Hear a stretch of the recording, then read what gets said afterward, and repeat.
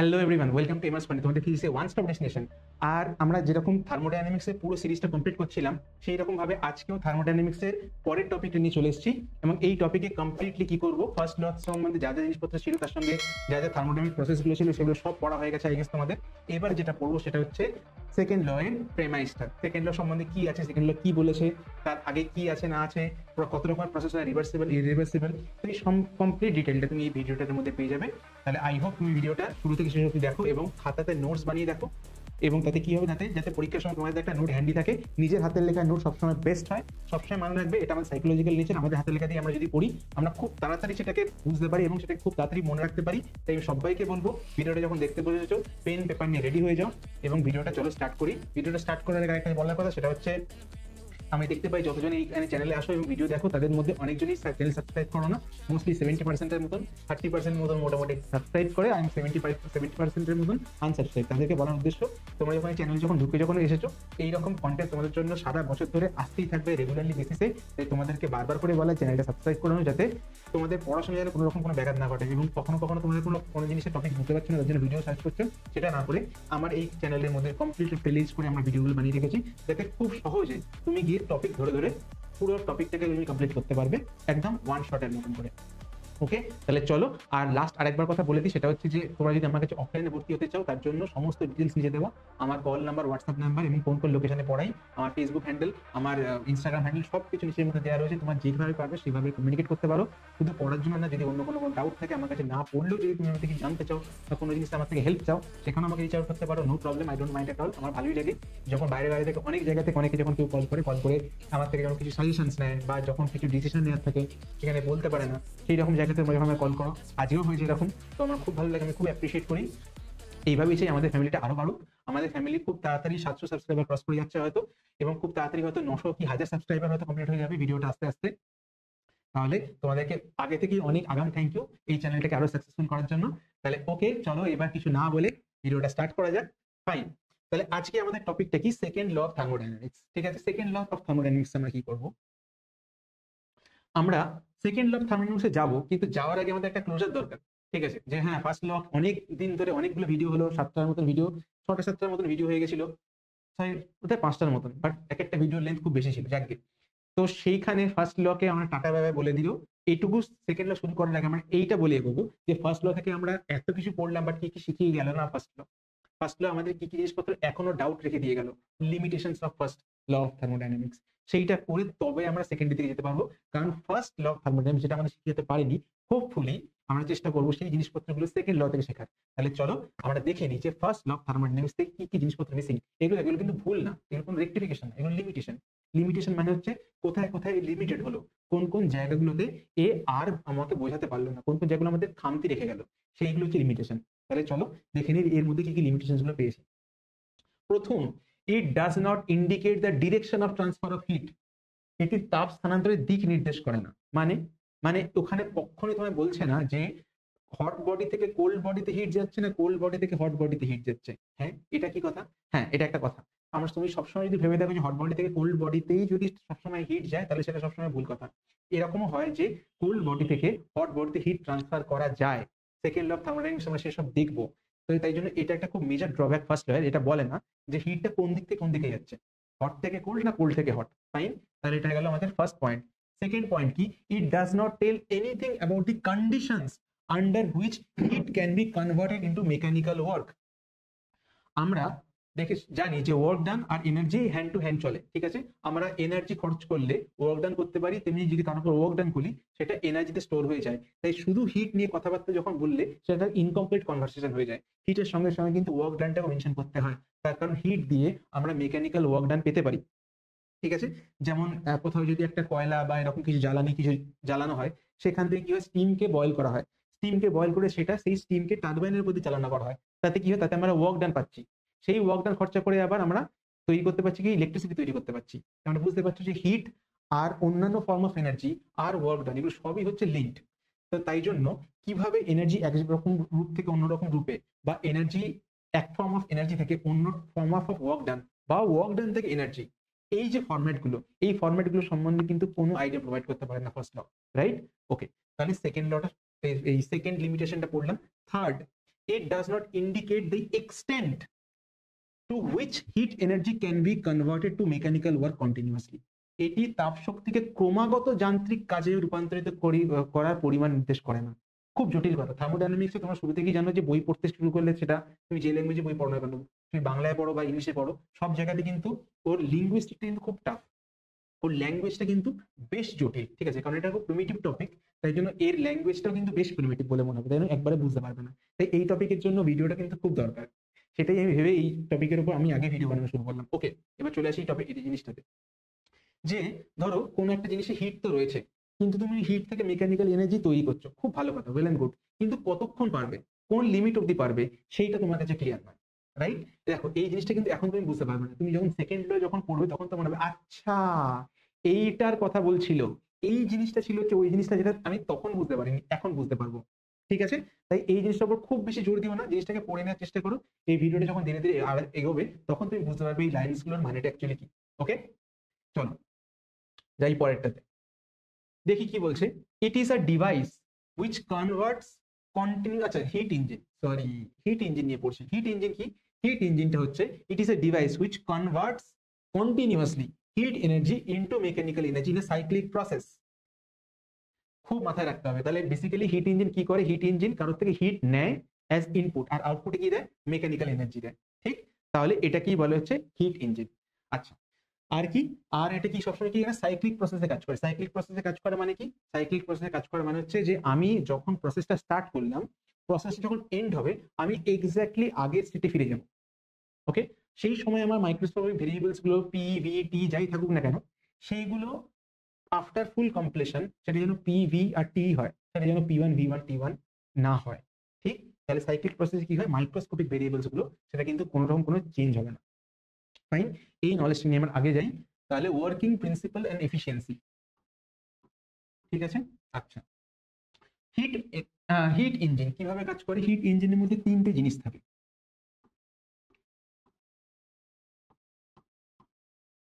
এটাকে বলে সোর্স, এটাকে বলে সিঙ্ক, এটা হচ্ছে হিট ইঞ্জিন।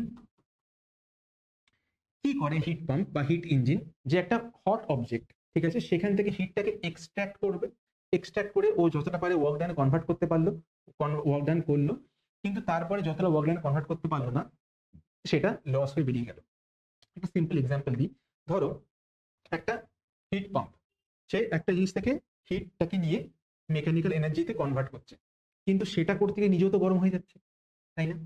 তো তাহলে ও কি এক্সপেরিমেন্টের শুরু থেকে গরম ছিল? না। তাহলে কি হয়েছে? ডিউরিং এক্সপেরিমেন্ট গরম হয়েছে, তাহলে সাইকেলটা কি শেষ হয়েছে? ও কি আগের কন্ডিশনে ফিরে গেছে? না, ওকে আগের কন্ডিশন ফেরত কি করতে হবে? ওকে ওই টেম্পারেচারে পৌঁছাতে হবে যখন হিট ইঞ্জিনটা যখন স্টার্ট হয়েছিল, যে টেম্পারেচারে ছিল সেই টেম্পারেচারে পৌঁছে, তাহলে কি করতে হবে? ওকে ঠান্ডা হতে হবে, হিট পাম্পটাকে ঠান্ডা হতে হবে। ঠান্ডা হয়ে কোন টেম্পারেচার আসতে হবে? রুম টেম্পারেচার আসতে হবে, যে টেম্পারেচারে ছিল। সেটার জন্য ওর মধ্যে যে রেসিডুয়াল যে টেম্পারেচার, রেসিডুয়াল যে হিট, মানে ওর মধ্যে যে হিটটা ওর মধ্যে ট্র্যাপড হয়ে আছে, ঠিক আছে, জমে আছে, সেই হিটটাকে এক্সট্রাক্ট করার জন্য একটা সিঙ্ক লাগে, যেখানে কি করে যে ও ওর হিটটাকে ওখানে রিলিভ করতে পারে। যেমন আমাদের বাড়িতে যেরকম কি থাকে, সিঙ্ক থাকে, সিঙ্কে কি করি যে আমাদের মোটামুটি যা বাসন সব ওখানে রেখে দিই, ঠিক ওখানে মধ্যে ফেলে দিই আপাতত, সব আমার টেবিলের মধ্যে না রেখে, ঠিক সেরকম ভাবে। তাহলে সিঙ্ক মানে কি? যেখানে হচ্ছে আমার মধ্যে জমে থাকা এনার্জিটা, জমে থাকা হিটটা, সেটাকে আমি ছেড়ে দিতে পারি। তাহলে ধরো মনে করো এই হিট ইঞ্জিনটা, এই সোর্সের টেম্পারেচার মনে করো T1, সিঙ্কের টেম্পারেচার T2, অবভিয়াসলি বুঝতেই পারছো T1 have to be greater than T2, কারণ আমি গরম অবজেক্ট থেকে ঠান্ডা অবজেক্টের মধ্যে যাচ্ছি। ফাইন, এবার এখান থেকে সোর্স থেকে আমি যদি Q1 অ্যামাউন্ট অফ হিট পেয়ে থাকি, সেখানে কিছুটা আমি ওয়ার্ক ডান করে মেকানিক্যালি যদি কনভার্ট করব, বাকিটা কি করব? বাকিটা হয়ে গেল Q2। এই কিউ2টা কি চলে গেল সিঙ্কে, মানে ঠান্ডা হওয়ার জন্য ওই হিটটাকেও রিলিভ করে দিয়েছে। তাহলে দেখো পুরো ফ্লোটা বুঝতে পারলে, আমি হট অবজেক্ট থেকে Q1 অ্যামাউন্ট অফ হিট নিয়েছি, সেখান থেকে মোটামুটি যতটা আমার এফিসিয়েন্সি ততটা আমি কি করেছি, ততটা আমি ওয়ার্ক ডান করেছি। বাদ বাকি যতটা হিট আমার মধ্যে জমেছিল সেটা সিঙ্কের সঙ্গে টাচ করিয়ে আমাকে ঠান্ডা করাতে হলো, তাই ওইটুকু হিট আমার লস্ট হয়ে গেল। তাহলে আমি কি দেখতে পাচ্ছি যে টোটাল যতটা হিট পেয়েছি সেটা দুভাগে ভাগ হয়ে গেল, সেটা কি Q1 equal two W plus Q2, ঠিক? ঠিক, Q1টায় ঢুকেছে হিট পাম্পে আর বেরিয়েছে কি? এইদিকে W, এদিকে Q2। তাহলে Q1 হচ্ছে টোটাল ইনপুট, আর কি কি এখান থেকে পেয়ে পাচ্ছি? W আর Q2। আচ্ছা, তাহলে ডাব্লিউটা দ্বারা এক্সপ্রেশন কি পাচ্ছি? ডাব্লিউ মানে ওয়ার্ক ডান কি হচ্ছে? Q1 minus Q2। তাহলে work done equal to Q1 minus Q2। ওকে, চলো তাহলে আমি এখানে মানে হিট ইঞ্জিনটা কি নিয়েছে, Q1 অ্যামাউন্ট অফ হিট নিয়েছে, আর কি দিচ্ছে, কি অফার করছে, সেটা হচ্ছে এতটা ওয়ার্ক ডান আমি করতে পেরেছি, সেটা তোমাকে অফার করছে। তাহলে হিট ইঞ্জিনের ক্ষেত্রে এর ইনপুট কি? এর ইনপুট হচ্ছে কতটা হিট ও নিয়েছে, সেটা কত? Q1। আর এর আউটপুট কি? কতটা মেকানিক্যাল ওয়ার্ক ও করতে পেরেছে, কতটা মেকানিক্যাল এনার্জি তৈরি করতে পেরেছে, সেটা কি? W, right? তাহলে এবার যেটা পড়বো সেটা হচ্ছে ওয়ার্কিং প্রিন্সিপাল কি, যেটা বললাম এই ডায়াগ্রামটা এবং তার সঙ্গে সঙ্গে যে কথাবার্তাগুলো বললাম সেই কথাবার্তাগুলো বলবে। এবার চলুন এফিসিয়েন্সিতে। এফিসিয়েন্সি ডিনোট করা হয় লেটার ইটা দিয়ে। ইটা এটা গ্রিক অ্যালফাবেট, এই এন এর তলায় একটু সুরটা একটু বড় হয়ে যায়, তো সেটাই হয়ে যায় ইটা। ইটা মানে কি? ইটা মানে হচ্ছে output divide by input into 100%। যদি পার্সেন্টেজ ক্যালকুলেট করতে বলে তাহলে 100%, যদি পার্সেন্টেজ ক্যালকুলেট করতে না বলে তাহলে 100% দরকার নেই, নর্মালি রাখবে। আপাতত এখানে আমি এটাকে বারবার লিখতে যাতে না হয় তাই জন্য আমি ডিলিট করে দিচ্ছি। যদি পার্সেন্টেজে বলে তাহলে সবসময় তুমি 100% ক্যালকুলেট করতে পারবে। ওকে, চলো এবারে আউটপুট বা ইনপুট। আউটপুট মানে কি? আউটপুট মানে হচ্ছে, দেখো এখানে আউটপুট হচ্ছে ডব্লিউ, কতটা ওয়ার্ক ডান আমি ওখান থেকে আমি বার করতে পেরেছি, আর ইনপুট কি? Q1। আচ্ছা, এবারে ডব্লিউ দেখো ফর্মুলা কি? ডব্লিউ ফর্মুলা অলরেডি আমরা বার করে নিয়ে গেছি, আমরা খুব চালাক, আমরা আগে থেকেই জানতাম যে এরকম ডব্লিউটা লাগবে। তাহলে Q1 minus Q2 divided by Q1 পেয়ে গেলাম। আচ্ছা, তারপরে কি করব? ওইদিকে যাচ্ছি না, বেশি চলে গেলে আবার ধাক্কা লেগে যাবে। তাহলে Q1 বাই Q1 মানে 1, আর এদিকে Q2 ডিভাইড বাই Q1। তাহলে আমার ফাইনাল এক্সপ্রেশন কি ছিল? এটা। ফাইনালের পরও একটা ফাইনাল থাকে, এটা সেমিফাইনাল ছিল, সেটা হচ্ছে সবসময় জানবে যে Q2 divide by Q1 equal to T2 divide by T1। ঠিক আছে, কারণ সবসময় জানবে যে হিট আর টেম্পারেচার একে অপরের ডিরেক্টলি প্রপোর্শনাল, তাই জন্য কি হবে? Q2 বাই Q1 সবসময় T2 বাই T1 হবে। তাহলে এখানে আমি ফাইনাল লিখতে পারি 1 মাইনাস T2 বাই T1। T2টা কি? T2টা হচ্ছে সিঙ্কের টেম্পারেচার, আর T1টা কি? সোর্সের টেম্পারেচার। তাহলে লিখতে পারি 1 মাইনাস টেম্পারেচার অফ T2, T2টা হচ্ছে সিঙ্কের, T of sink divide by T of source. চলো এটাকে যদি তুমি এতে লিখতে চাও, পার্সেন্টেজ লিখতে চাও, তাহলে লিখতে পারো efficiency equal to 1 minus T2 by T1 into 100%। ঠিক হয়ে গেল। এটা কি বেরিয়ে গেল? এটা বেরিয়ে গেল ওয়ার্কিং প্রিন্সিপাল আর এফিসিয়েন্সি কার হিট ইঞ্জিনের। এটা কিন্তু 2 নম্বরের কোয়েশ্চেন দিয়ে থাকে, মানে এটা অত্যন্ত কমন একটা কোয়েশ্চেন যেটা প্রায়শই দেয়, রাইট? এবং খুব তাড়াতাড়ি তোমরা সলভ করতে পারলে। ওকে, আচ্ছা তাহলে চলো আগে যাই। এবারে কি দেখতে পাচ্ছি? এবারে দেখতে পাচ্ছি সেকেন্ড ল অফ থার্মোডাইনামিক্স আমি শুরু করিয়ে দিলাম। ঠিক আছে, যদিও থার্মোডাইনামিক্স আরো কিছু জিনিসপত্র পড়ার পরে এটা বললে ভালো হতো, কিন্তু অত দেরি না করে আমরা লটাকে আগে পড়ে নেবো, তারপর যে জিনিসপত্র একটু বুঝতে, একটা দুটো জিনিস বুঝতে অসুবিধা থাকবে সেগুলো আমরা পরে এক্সপ্লোর করবো, তখন আমাদের বেসিক্যালি পড়তেও ভালো লাগবে। আচ্ছা, সেকেন্ড লতে ওই যে কথা বলেছিল সেটা এখন বুঝলাম। দেখো সেকেন্ড ল ক্ষেত্রে যেটা আসে সেটা হচ্ছে, দেখবে এখানে দেখো দুটো স্টেটমেন্ট লেখা আছে, তোমরা ভাবতে পারো এটা কি একটা সেকেন্ড ল পার্ট 1 একটা পার্ট 2, না। সেকেন্ড লটাকে দুটো সায়েন্টিস্ট দু রকম ভাবে এক্সপ্লোর করেছে। একজন হচ্ছে কেলভিন প্ল্যাঙ্ক স্টেটমেন্ট, প্রথম স্টেটমেন্টটা, আর একটা হচ্ছে ক্লসিয়াস স্টেটমেন্ট। ঠিক আছে, তোমাকে পরীক্ষার সময় আলাদা করে মেনশন করে দেবে যে সেকেন্ড ল অফ থার্মোডাইনামিক্স বলো, কিন্তু কোন স্টেটমেন্টে চাই, কেলভিন প্ল্যাঙ্ক স্টেটমেন্টে চাই না ক্লসিয়াস স্টেটমেন্টে চাই, তোমাকে আলাদা করে বলে দেবে, সেই অনুযায়ী তুমি পরীক্ষাতে লিখবে। ঠিক আছে, এরকম কোনো ভাবার দরকার নেই যে কোনো একটা পড়ে দিই না, তোমাকে বলে দেবে। তাহলে চলো কেলভিন প্ল্যাঙ্ক স্টেটমেন্টটাকে আগে বোঝার চেষ্টা করি, কারণ এই ল্যাঙ্গুয়েজ এগুলোর মারাত্মক ল্যাঙ্গুয়েজ। চলো দেখি। ইট ইজ ইম্পসিবল, প্রথমেই ইম্পসিবল বলে দিলাম। চলো দেখি তাহলে বাদ বাকিটা কি বুঝতে পারি না পারি। It is impossible to construct an engine which will produce no effect other than extracting heat from the heat reservoir and performing an equivalent amount of work। মানে এরকম কোনো হিট ইঞ্জিন বার করা সম্ভবই না, তৈরি করা সম্ভবই না যে যতটা হিট নিয়েছি সেটা কমপ্লিটলি আমি ওয়ার্ক ডানে কনভার্ট করতে পেরেছি। না, হবে না, তার কারণ সিঙ্কের টেম্পারেচার তো 0 হবে না, সিঙ্কের টেম্পারেচার কিছু না কিছু একটা থাকবে, কারণ তুমি যখন হিটটা যখন নিয়েছো, যখন গরম হয়ে গেছো, ওয়ার্ক ডান যতটা করেছো, কিন্তু 10% তো হিট তোমার মধ্যে ট্র্যাপ হয়ে গেছে। তুমি কি তাহলে যতটা হিট পেয়ে ততটা কি কনভার্ট করতে পারলে ওয়ার্কডানে? না, ওই 10% তোমার মধ্যে রয়ে গেছে, তুমি যে গরম হয়ে পড়ে গেছে, তোমার তো সিঙ্কের দরকার, তোমাকে ঠান্ডা হয়ে আগের ইনিশিয়াল স্টেটে ফিরে যাওয়ার জন্য, রাইট? তাহলে কি করে হবে? তাই জন্যই বলছে যেটা কখনো সম্ভবই না যে তুমি যতটা হিট নিলে ততটা ওয়ার্ক ডান করতে পারবে, তার থেকে কিছুটা কম ওয়ার্ক ডান করতে পারবে, কারণ তুমি যে গরম হলে সেটাতে লস বেসিক্যালি। যত তুমি হিট নিয়েছিলে সেটা তো তুমি পুরোটা ইউজ করতে পারলে না, কিন্তু তোমাদের রয়ে গেল, ওটা লস হয়ে গেল, ওটা তুমি ইউজ করতে পারবে না, ওটাকে তোমাকে ঠান্ডা করে ইনিশিয়াল স্টেটে ফিরে যেতে হবে।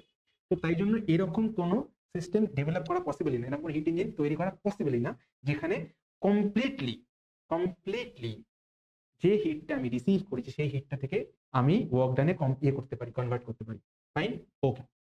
চলো, ক্লসিয়াস স্টেটমেন্ট। ক্লসিয়াস স্টেটমেন্টটা কি? ক্লসিয়াস স্টেটমেন্ট বলছে it is impossible for a self acting machine unaided by any external agency to transfer heat from a body to another at high temperature।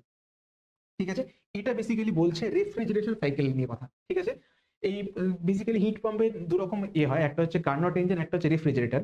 সেই দুটো জিনিসই আমরা পড়বো হচ্ছে একটু কিছু পরে, এই ভিডিওটার মধ্যে না হলে পরের ভিডিওটার মধ্যে পড়বো, তখন গিয়ে তুমি ক্লসিয়াস স্টেটমেন্টটা বুঝতে পারবে।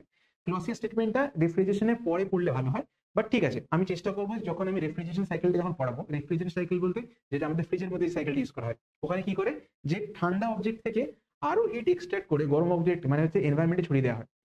হিট পাম্প কি করে যে হাই টেম্পারেচার থেকে হিট নিয়ে লো টেম্পারেচারে ছেড়ে দিচ্ছে। সোর্স থেকে টেম্পারেচার, সোর্সের যেটা হাই টেম্পারেচার থেকে হিট নিচ্ছে, নিয়ে ছেড়ে দিচ্ছে কোথায়? ছেড়ে দিচ্ছে তোমার হচ্ছে লো টেম্পারেচারে।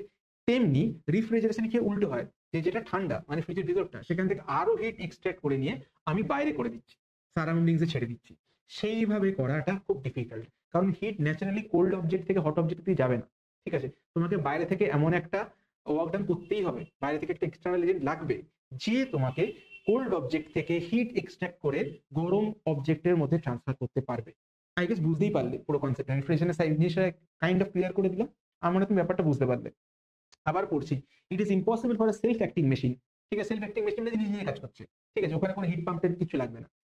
আনএডেড বাই এক্সটার্নাল এজেন্সি, ঠিক আছে, যাকে কোনো বাইরে থেকে হেল্প করা হচ্ছে, to transfer heat from a body to another body at high temperature. ঠিক আছে, তো অবভিয়াসলি বুঝতেই পারছো এটা ন্যাচারালি হবে না, একটা কোনো বাইরে থেকে মেশিন লাগবে যে কি করবে কোল্ড অবজেক্ট থেকে হিট এক্সট্রাক্ট করে হট অবজেক্টে ট্রান্সফার করবে। আই গেস সবাই বুঝতে পারলে, ফাইন, ওকে। এবারে কি, এবারে হচ্ছে সিগনিফিকেন্স অফ সেকেন্ড ল। ঠিক আছে, আমি ফার্স্ট এই সেকেন্ড ল এর দুটো statement, Planck state Kelvin Planck statement এবং ক্লসিয়াস স্টেটমেন্ট দুটোই তো পড়লাম। এরপর সেখান থেকে কি কি জিনিস শিখলাম, মানে যে যে লিমিটেশন গুলো আমার তখন ছিল ফার্স্ট ল এর পরে, সেইগুলোকে কভার আপ হলো কিনা সেটা দেখা। এই জিনিসগুলোকে তোমরা মানে কি বলবো খুব একটা নেগলেক্ট করবে না, কারণ কোয়েশ্চেন অনেক সময় যখন থিওরিটিক কোয়েশ্চেন আসে, যখন দেখবে অন্যান্য টপিক থেকে প্রচুর নিউমেরিক্যাল দিয়ে দেয়, তখন থার্মোডাইনামিক্স থেকে কিন্তু নিউমেরিক্যাল টাইপের কোয়েশ্চেন বা ডেরিভেশন টাইপের কোয়েশ্চেন না দিয়ে অনেক সময় এই কোয়েশ্চেন দিয়ে দেয়, মানে থিওরিটিক্যাল কোয়েশ্চেন দিয়ে দেয়, যে ওটার লিমিটেশন বা এটার সিগনিফিকেন্স, এই জিনিসপত্রগুলো লেখো। তাই এই কোয়েশ্চেন গুলো কিন্তু শুধুমাত্র পড়ার জন্য নয়, স্কিপ করার জন্য নয়, এই কোয়েশ্চেন গুলো কিন্তু অ্যাকচুয়াল কোয়েশ্চেন, এবং তাই জন্যই স্লাইডের মধ্যে রাখা। ওকে, চলো। তো কি, the second law of thermodynamics puts a fundamental limit to the efficiency of heat engine. মানে কি, মানে জানতে গেলে যেতে হবে দুটো স্লাইড এগিয়ে। দেখো, সরি, দেখো এখানে T2/T1টা রেখেছি। ঠিক আছে, T2টা কি, T2টা হচ্ছে সিঙ্কের টেম্পারেচার, T1টা কি সোর্সের টেম্পারেচার। তাহলে T2/T1 মানে কি, উপরে ছোট নিচে বড়, মানে একটা প্রপার ফ্র্যাকশন, মানে ধরো 1/5। ঠিক আছে, 1 থেকে 1/5 বিয়োগ করলে কি হবে, 4/5, রাইট? তাহলে এফিসিয়েন্সি কি কখনো 100% হতে পারছে? বা যদি আমি পার্সেন্টেজ না করে যদি আমি ফ্র্যাকশনে নিই, এফিসিয়েন্সি কখনো কি 1 হতে পারবে? না, হতে পারবে না। কখন হতে পারে? যদি T2টা 0 হয়। T2 0 মানে সিঙ্কের টেম্পারেচার 0। সিঙ্কের টেম্পারেচার কখন 0 হবে? যখন হিট ইঞ্জিনটার মধ্যে রেসিডুয়াল হিট বলে কিছু নেই, ও গরমই হয়নি, ও জাস্ট হিট নিয়েছে, নিয়ে হিটটাকে কনভার্ট করে দিয়েছে, কিন্তু নিজে ওটার সঙ্গে কন্ট্যাক্ট আসেনি বা তাই জন্য গরম হয়নি, এটা কিন্তু ইম্পসিবল। T2 কখনো 0 হবেই না। T2 যেহেতু কখনো 0 হবে না, তাই এফিসিয়েন্সিও কখনো 1 হবে না, বা পার্সেন্টেজ বললে 100% হবে না। বলো ক্লিয়ার কিনা? ঠিক, T2 সবসময় নন জিরো হবে। T2 নন জিরো হলে T2/T1 এক্সিস্ট করবে, আর সেটা যদি এক্সিস্ট করে 1 থেকে কিছু একটা জিনিস আমাকে বাদ দিতেই হবে। তাহলে 1 থেকে কিছু একটা যদি বাদ দিই, তাহলে 1 আমি থাকবে না। তাহলে 1 যদি না থাকে, তাহলে এফিসিয়েন্সি কখনো 1 হবে না, বা পার্সেন্টেজ বলে 100% হবে না, রাইট? তাহলে দেখলে বুঝতে পারলে যে এইবার কোথায় কোথায় কাজে লাগছে। তাহলে এখান থেকে কি বললো যে এই coefficient of performance of refrigerator, এটাও রেফ্রিজারেশন সাইকেল যখন ভালো করে পড়ানো হবে তখন বলবো, বাট আপাতত এই জিনিসগুলোকে নোট ডাউন করে রেখে দাও, এই জিনিসগুলোকে পরে বুঝতে পারবে, বাট এখন এগুলোকে লিখে রাখো। কি বললাম, যে এফিসিয়েন্সি অফ হিট ইঞ্জিনের একটা ফান্ডামেন্টাল লিমিট তৈরি করে দেয়। যে হ্যাঁ এফিসিয়েন্সি কখনো একের বেশি হতে পারবে না, একের বেশি তো দুই কথা একই হতে পারবে না। তো বেসিক্যালি একটা লিমিট করে দেওয়া এফিসিয়েন্সি, এফিসিয়েন্সি জিরো হতে পারে, ডেফিনেটলি জিরো হতে পারে, কিন্তু এফিসিয়েন্সি এক হবে না, মাইনাসও হতে পারে না, একের থেকে বড় হতে পারে। তাহলে কার মধ্যে হতে পারে? 0 আর 1 এর মধ্যে থাকতে হবে, রাইট? তাহলে এটা একটা আমি বাউন্ডারি তৈরি করলাম কার জন্য? এফিসিয়েন্সির জন্য। সেইটা আমি পেলাম কোত্থেকে? সেকেন্ড ল থেকে। পরেরটা দেখি, the efficiency of heat engine can never be equal to 1। Already বলে দিয়েছি। This in turn implies that the heat released to the cold reservoir can never be made zero. দেখো efficiency formula কি? Eta equal to 1 minus T2 by T1. If T2 equal to 0, then efficiency equal to 1, right? কিন্তু hot body এই কি যেন বলে, hit engine কখনোই zero টেম্পারেচারে আসবে না, ও গরম থাকবেই, তাই কখনোই 1 হতে পারে না, রাইট? এই গেল হচ্ছে এই স্টেটমেন্টের বক্তব্য। চলো এবারে আসি হচ্ছে একটা নতুন জিনিসের মধ্যে, সেটা হচ্ছে type of process. Type of প্রসেসটা কি? প্রসেস দু রকমের হয়, একটা হচ্ছে রিভার্সিবল প্রসেস বা প্রত্যানয়ক প্রক্রিয়া, আর একটা হচ্ছে ইররিভার্সিবল প্রসেস বা অপ্রত্যানয়ক প্রক্রিয়া। তাহলে চলো দেখে নিই জিনিসটা কি। রিভার্সিবল, রিভার্সিবল মানে কি? A process involving a system and its surroundings. এখন অবধি কিন্তু শুরু হয়নি, এখনো কিন্তু এই নর্মাল আশেপাশে কথাবার্তা বলছে। Whose direction can be reversed by infinitesimal small changes in some properties of surroundings such as pressure and temperature. মানে কি? মানে ধরো তোমার ইনিশিয়াল স্টেট হচ্ছে এ আর ফাইনাল স্টেট হচ্ছে ধরো মনে করো বি। এইটার মধ্যে ছোট ছোট অনেকগুলো স্টেপস রয়েছে, ধরো এটা step 1, step 2, step 3, step 4, step 5, এরকম করে করে অনেকগুলো স্টেপস রয়েছে, এবং প্রত্যেকটা স্টেপ থেকে ওই স্টেপটা মানে পরের স্টেপটা ইকুইলিব্রিয়ামে রয়েছে।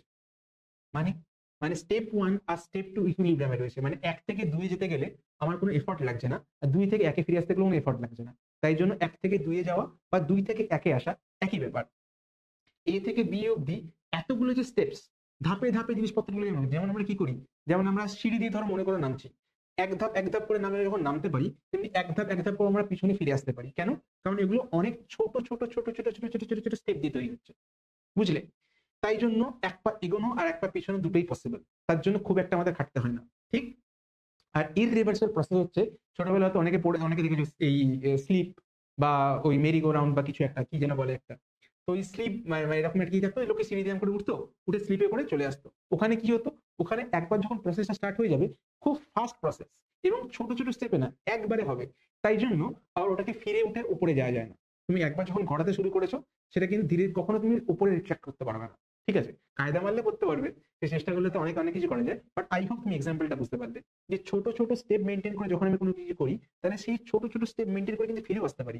কিন্তু যদি কোনো কাজ খুব ফাস্ট করি, ঠিক আছে, আর একটা স্টেপে করি, মানে একদম উপরে বসলাম এক করে নিচে নেমে গেলাম, তাহলে এই টাইপের প্রসেসে কিন্তু ফিরে যাওয়ার কোনো জায়গা থাকে না, রাইট? আই হোপ এই এক্সাম্পলটা যদি তুমি মনে রাখো, তাহলে রিভার্সিবল আর ইরিভার্সিবল প্রসেসে তোমার কখনো ভুল হবে না।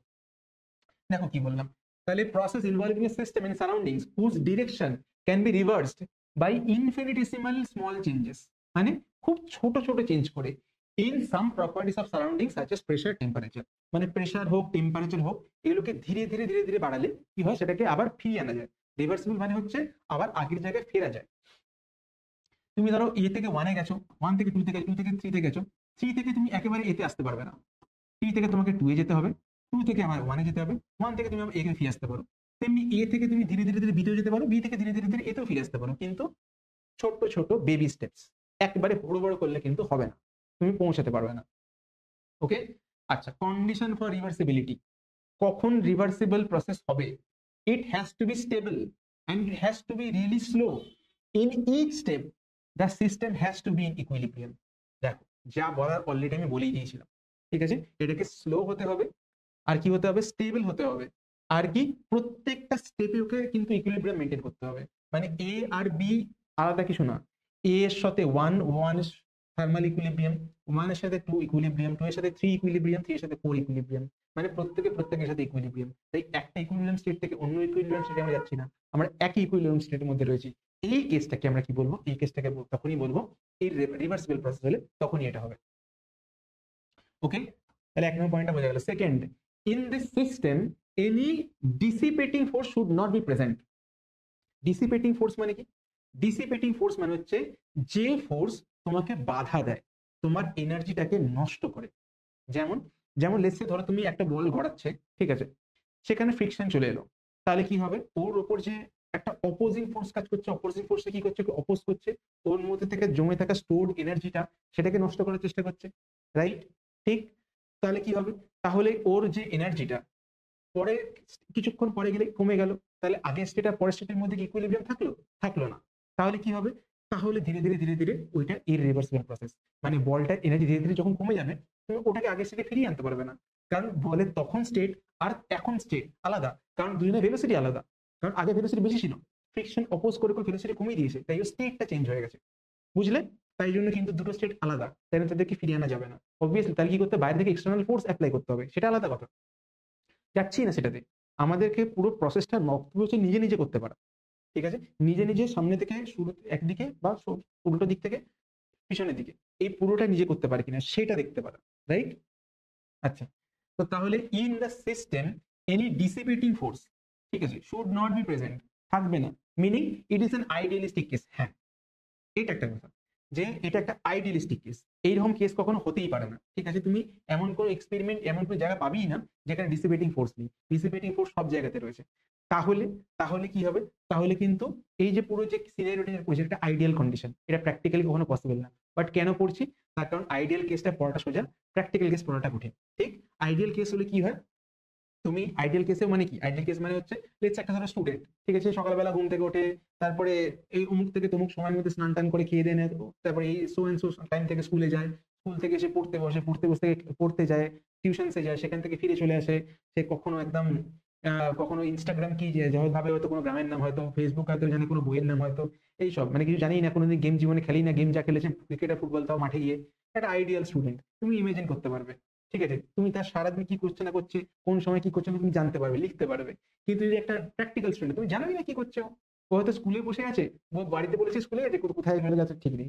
সকালবেলায় হয়তো স্কুল খুলে 10টার সময়, 9:30টার সময় ঘুম থেকে উঠছে, ওইদিকে 2টোর সময়, এদিকে সবাই, এদিকে 12টার সময় খাওয়া দাওয়া হয়ে গেছে, 2টো অব্দি জেগে জেগে ফোন স্ক্রল করে যাচ্ছে। এগুলো প্র্যাকটিক্যাল কেস, তো কখন জানা যায় না, মুশকিল এগুলো। তাহলে আমাদের কি করতে হবে? আমাদের অ্যাকচুয়াল কেসটাকে বাদ দিয়ে আগে সিম্পলিস্টিক কেসটা জানতে হয়, যে একটা স্টুডেন্ট তার লাইফটা কিরকম, বেসিক, ঠিক আছে, প্র্যাকটিক্যাল নয়, ঠিক আছে, মোটামুটি কিরকম হওয়া উচিত সেইটাকে আগে পড়ে নিই, তারপরে অ্যাকচুয়ালটা পড়ি, কারণ অ্যাকচুয়ালটা টাফ, রাইট? সবসময় জানবি যে সিম্পল সেটা হচ্ছে সব থেকে ইজি, আইডিয়াল কেস সব থেকে ইজি, আর সেটাতে যত প্র্যাকটিক্যালে যাব তখন সেটা আরো ডিফিকাল্ট হয়ে যাবে। চলো, তাহলে কি বললাম? তাহলে এই কথাটা তো মোটামুটি বুঝলাম। এবার example, extension of a spring. একটা স্প্রিং নিলাম, ঠিক আছে, স্প্রিংটাকে টানলাম, টেনে ছেড়ে দিলাম, ঠিক আছে, তাহলে কি হয়? কিছুক্ষণ পরে ও অসিলেট হতে থাকবে, ঠিক? এই যে অসিলেশনটা, যদি এটা যদি ডিসিপেটিং ফোর্স কি নেই, হ্যাঁ আছে, তাই যদি কিছুক্ষণ পর অসিলেট করতে করতে করতে করতে করতেও আবার আগের জায়গায় চলে যাবে। ডিসিপেটিং ফোর্স না থাকলে কি হতো? ও অনবরত কন্টিনিউয়াসলি কিন্তু অসিলেট করেই যেত।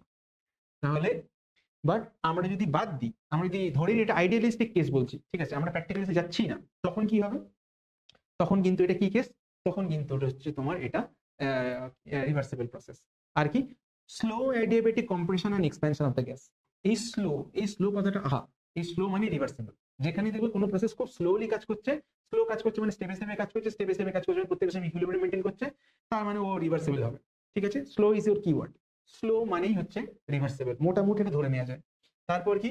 Frictionless motion. দেখো, ফ্রিকশনলেস মোশন মানে কি? এখানে কোনো রকম ডিসিপেটিং ফোর্সকে আমরা বাদ দিয়ে দিয়েছি, ঠিক? ফ্রিকশন নেই, তার মানে কি? Idealistic case. আইডিয়ালিস্টিক কেস মানে কি? যে এনার্জিটা মেনটেন থাকবে, এনার্জি মেনটেন করলে কি হবে? শুরু থেকে শেষে একই স্টেট বজায় থাকবে, তার মানে কি? তার মানে হচ্ছে আমার ইকুইলিব্রিয়াম বজায় থাকবে শুরু থেকে শেষ অব্দি, প্রত্যেকটা এতে, প্রত্যেকটা স্টেপে। তাহলে কি হয়ে গেল? তাহলে রিভার্সিবল প্রসেস।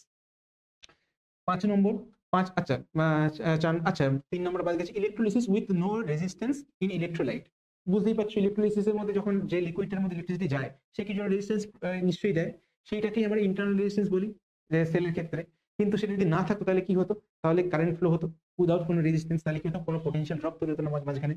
আই গেস আমরা হয়তো ক্লাস 10 জিনিসপত্র ভুলে গেছে, এটা খুব একটা ডিটেল যাচ্ছি না, যখন ক্লাস 12 হয়ে যাবে তখন এই জিনিসটা নিয়ে ডিটেলসে ডিসকাস করবো কারেন্ট ইলেকট্রিসিটি টপিকে। ওকে, 5 নম্বর, আবার স্লো আইসোথার্মাল কম্প্রেশন। যখনই বলছে স্লো, স্লো মানে কি? স্লো মানে কোনো অসুবিধা নেই, ঠিক আছে, স্লো মানেই হচ্ছে রিভার্সিবল প্রসেস হবে। তাই আই গেস বুঝতে পারলে, একবারে গোটা গোটা করে বললে রিভার্সিবল প্রসেস কি?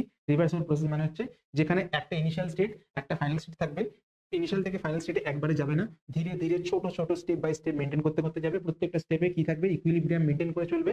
আর কি হবে, আর প্রত্যেকটা একই ইকুইলিব্রিয়াম থাকবে। আর কি হবে, শুরুর দিকে এবং শেষের দিকে যেতে কোনো রকম এনার্জি লাগবে না, ওর কাছে ফরওয়ার্ড যাওয়া বা ব্যাকওয়ার্ড পাথ আসা দুটো একই রকমের ব্যাপার। ঠিক আছে, ওকে, তাহলে মানে পুরো রিভার্সাল প্রসেসটা বুঝতে পারলে।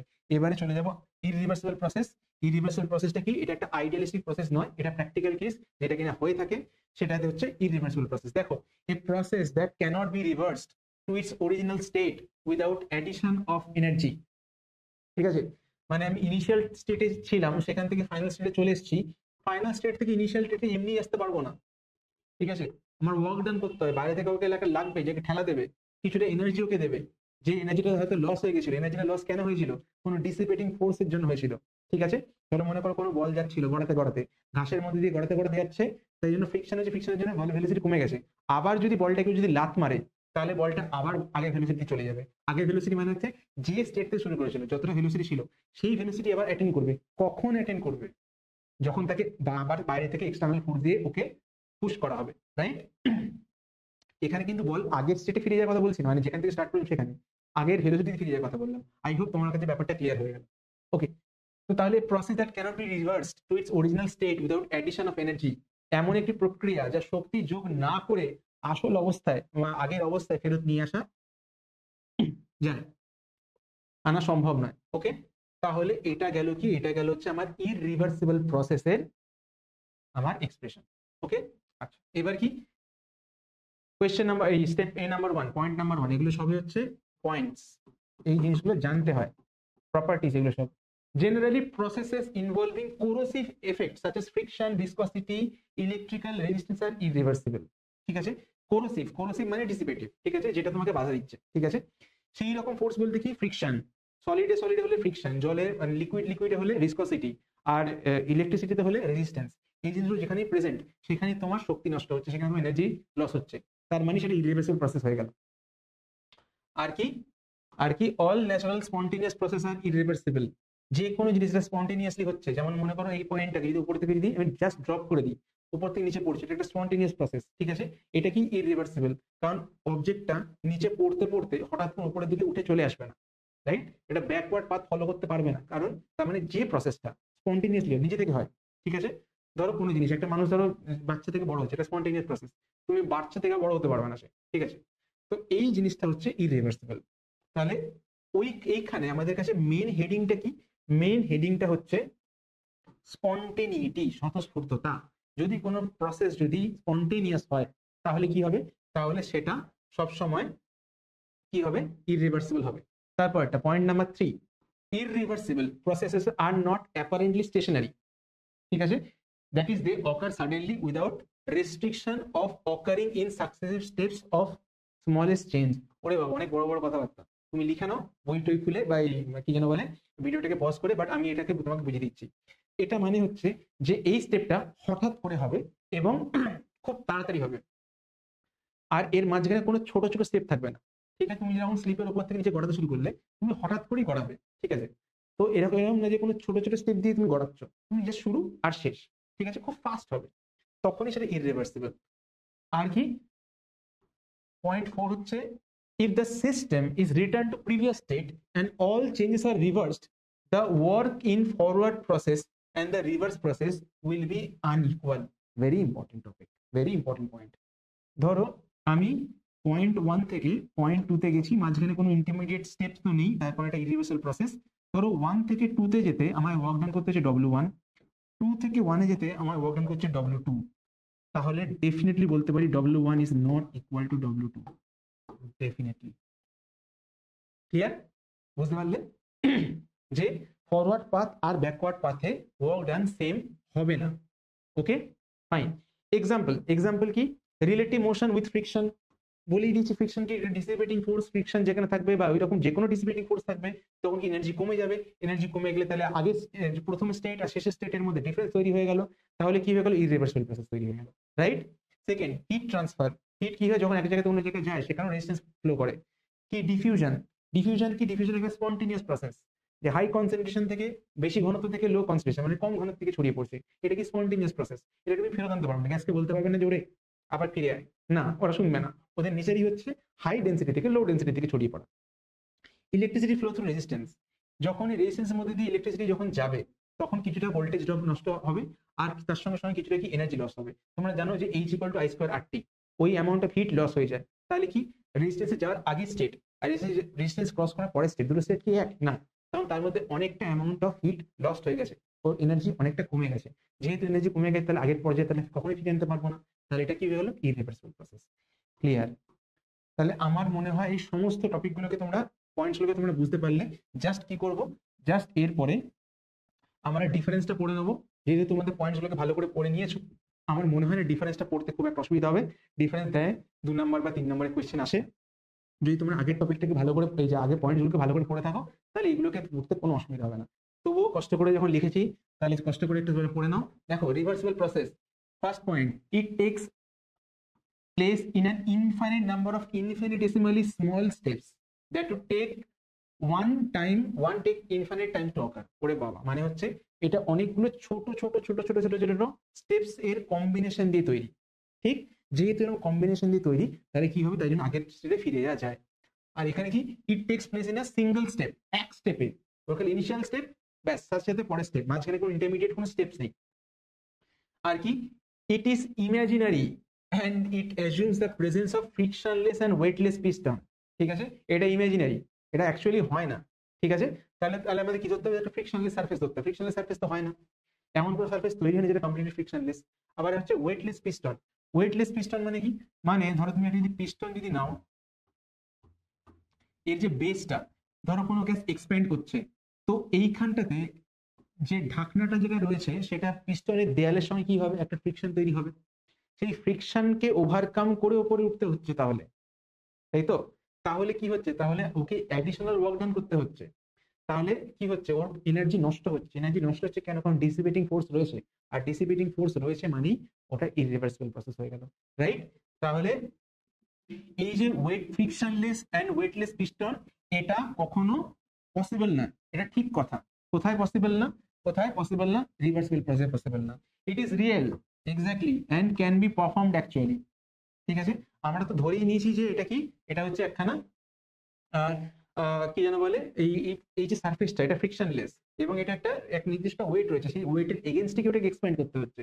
তো তাহলে আমাকে ধরে নিতেই হবে যে it can be perform actually. Step number 3, it is in the state of equilibrium and all stages of operation।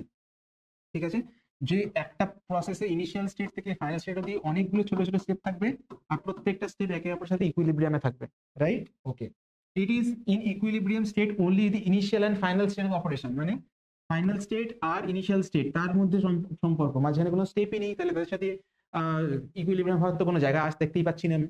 ওকে, চলো point 4, all changes are reversed when the process is carried out in two reversible direction। ঠিক আছে, all changes are reversed when the process is carried out in two reversible direction। তো আমি এখান থেকে যদি অনেকগুলো step থাকে, প্রত্যেকটা স্টেপই কিন্তু আগের জায়গাতে reversible. Okay, after occurring the changes do not return to initial state by themselves। কথাটা ইম্পর্টেন্ট। ঠিক আছে, মানে একবার যখন প্রসেসটা হয়ে যায় ইরিভার্সিবল প্রসেস, আগের জায়গায় ফেরানো আনতে যায় না, নিজে থেকে তো যায় না, তুমি বাইরে থেকে এক্সটার্নাল ফোর্স দিয়ে তুমি করতে পারবে। ঠিক আছে, এটার এক্সাম্পল, এগুলোর আগের পয়েন্ট সব বলেছি, তো এগুলো আলাদা করে এক্সপ্লেন করছি না। ইট ইজ এক্সট্রিমলি স্লো, হ্যাঁ হবেই তো, তার কারণ কি, তার কারণ অনেকগুলো ছোট ছোট ছোট ছোট স্টেপ মিলে তৈরি হচ্ছে, আর প্রত্যেকটা স্টেপের সঙ্গে ইকুইলিব্রিয়াম মেইনটেইন করে তৈরি করতে হচ্ছে, তাহলে অবভিয়াসলি স্লো হবে। আর এখানে কি দাঁড়াস করে শুরু হলো, হঠাৎ করে শেষ হয়ে গেল কেন, তার কারণ এটা একটা স্টেপে তৈরি হচ্ছে। ইট প্রসিড এট মেজারেবল স্পিড, একটা মোটামুটি একটা স্পিডের মধ্যে ব্যাপারটা পুরো কমপ্লিট হয়ে যাবে, আমি জানি এটা শেষ হবে কখন, আর এখানে কখন শেষ হবে আমি জানি না। Point number 6, work done by a reversible expansion process is greater than corresponding irreversible process। হ্যাঁ, এটা একটা ইম্পর্টেন্ট পয়েন্ট। যদি রিভার্সিবল প্রসেস যদি হয় তাহলে কি হবে, তাহলে এটা বেশি হবে, আর ইরিভার্সিবল প্রসেস দিয়ে ওয়ার্ক ডান করলে ওয়ার্ক ডানটা কম হবে। কেন স্যার, কি হচ্ছে দেখো, এই পিস্টন এক্সাম্পলটাই দেখো, যদি আমি ধরে নিই যে এই পিস্টনের দেয়ালে কোনো ফ্রিকশন নেই, বা এই যে পিস্টনের যে মাথাটা, এই মাথাটার কোনো ওয়েট নেই, তাহলে গ্যাস যখন এক্সপ্যান্ড করবে ফ্রিলি এক্সপ্যান্ড করবে, তাহলে অনেকটা এক্সপ্যান্ড করবে, ঠিক, তাহলে ওয়ার্ক ডান বেশি হবে। কিন্তু যদি আমি ধরে নিই যে এখানে ফ্রিকশন রয়েছে, বা মাথার উপরে যে ঢাকনাটা, এই ঢাকনাটার ওয়েট রয়েছে, তাহলে ফ্রিকশনের এগেনস্টে প্লাস এই ঢাকনাটার ওয়েটটা তার এগেনস্টে গিয়ে কাজ করতে হবে। তাহলে অবভিয়াসলি অনেক এনার্জি তোমার কমে গেল, তাহলে ওয়ার্ক ডান আমি কম করতে পারবো। বুঝলে? তাহলে কি হলো, এখানে ওয়ার্ক ডানটা বেশি হবে, এখানে ওয়ার্ক ডানটা কম হবে। আই গেস তোমরা পুরোপুরি এই টপিকটা বুঝতে পেরেছো যে কি হচ্ছে না হচ্ছে, রিভার্সিবল প্রসেস, ইরিভার্সিবল প্রসেস, এই জিনিসগুলো কিন্তু পরে যে টপিকগুলো সেগুলোর জন্য খুব ইম্পর্টেন্ট। সেইগুলোর জন্য এইগুলো জিনিসগুলোকে আমি বলে রাখলাম। ভিডিওটা আর খুব বেশি বড় করছি না, ভিডিওটা এখানেই শেষ করছি। আমার মনে হয় তোমার ভিডিওটা যদি ভালো লেগে থাকে তাহলে তুমি ভিডিওটাতে লাইক করো, তোমার যদি কোনো সাজেশন থাকে কমেন্টের মাধ্যমে আমাকে জানাও, তোমার যদি আরো ভালো লাগে চ্যানেলটা সাবস্ক্রাইব করো, আর যদি আরো ভালো লেগে থাকে শেয়ার করো বন্ধু বান্ধবদের সাথে, সবার সাথে চ্যানেলে জানিয়ে দাও যে পড়াশোনা করার জন্য এই চ্যানেল, নতুন একটা চ্যানেল এসছে, সেই চ্যানেলটা দিয়ে মোটামুটি তোমাদের বছরের সারা বছর তোমাদের যা যা জিনিসপত্র ফিজিক্সের লাগবে পুরো topic by topic, detail by detail তোমরা পড়ে ফেলতে পারবে। এখানে নিউমেরিক্যাল থেকে শুরু করে থিওরি সবকিছু, ডেরিভেশন সবকিছু অত্যন্ত ডিটেলের সাথে কমপ্লিটলি তোমাদের সিলেবাস শেষ করবো। রাইট? ওকে, তাহলে চলো ভিডিওটা বড় করছি না, দেখা হচ্ছে পরের ভিডিওতে। ততক্ষণ সবাই ভালো করে পড়াশোনা করো, কিপ লাভিং, কিপ এমিং। তাহলে ততক্ষণ আমি বলছি বাই।